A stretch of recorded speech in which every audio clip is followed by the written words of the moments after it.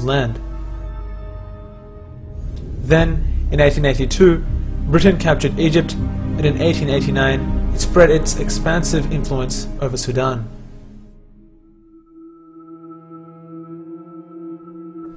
The campaign against the Islamic world became intense everywhere, until the Ummah was exposed to a final, decisive blow. The Caliphate and its rulers were willing to accept any condition in order to halt this Western advance at some point, or at least decrease the weight of its nightmare. As compromises started taking place, resistance movements rose against the West from the Muslim world. A revolution broke out in Algeria. The Muslims in China revolted. The Mahdis in Sudan likewise. And the Senussi revolution also occurred, not to mention the growing call for the Caliphate's strengthening from Al-Hind. All of these upheavals are a proof pointing to the vitality inherent in the Islamic world, despite its weakness and decline. Nevertheless, these rebellious attempts failed, and the Western colonialists began to write the epitaph of the Ottoman Caliphate.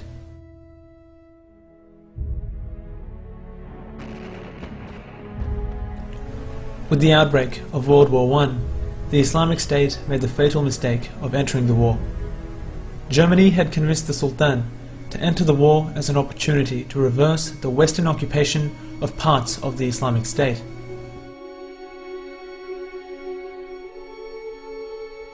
Knowing the British, French and Russian aspirations to eventually abolish the Caliphate, the Uthmani state entered into what was to prove a disastrous alliance with Germany into the Great War.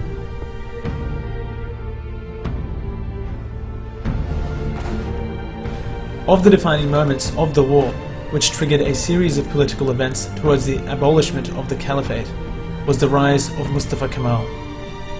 Being a little-known junior officer when the war broke out, Mustafa Kemal became known and celebrated after the Battle of Gallipoli. The British had sent the Australian and New Zealand Army Corps to land a fatal blow in the attempts to capture Istanbul.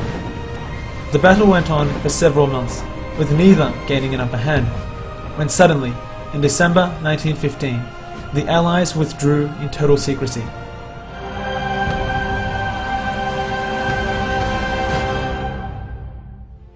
Simultaneously, the Allies were able to gain the support of the Arabs, and through the treachery of the likes of King Faisal and Sharif Hussein, were able to build an enemy within the Ottoman state. The British supported the Arab calls for independence, as well as promising them autonomy over what they deemed as their own lands. This severely weakened the Ottoman Caliphate, for although they may have been able to repel the external armies, the internal Arab rebellion was impossible to counter.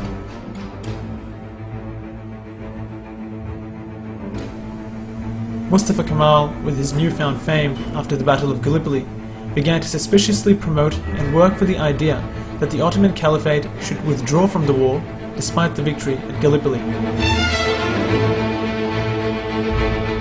He began to make public his holding of Britain in great esteem over the ally Germany, and with various political maneuvers was able to gain power, leading to the eventual official abolishment of the Caliphate.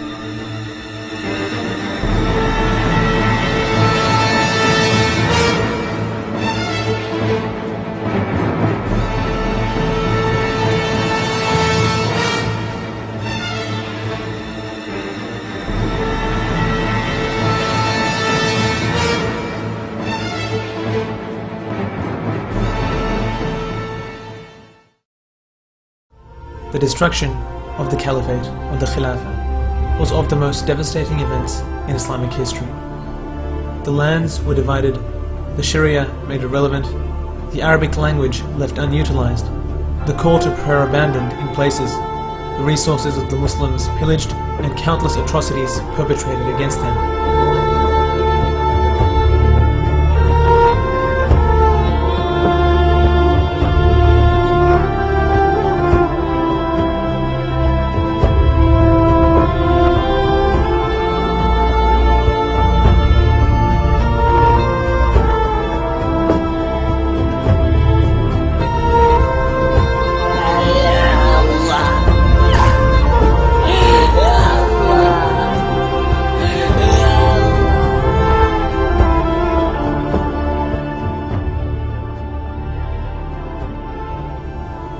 When one understands what the Khilafah stands for, is it any wonder that the enemies of Tawheed are still doing their utmost in ensuring the resumption of the Islamic way of life embodied in the Khilafah does not eventuate?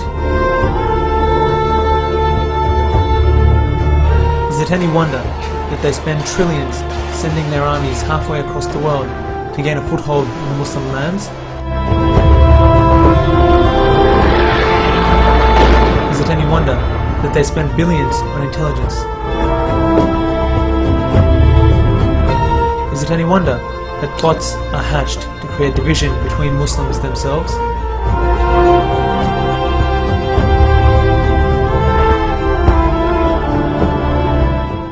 And finally, is it any wonder that the greatest nation raised up for mankind has realized its obligation and calls for this system once again?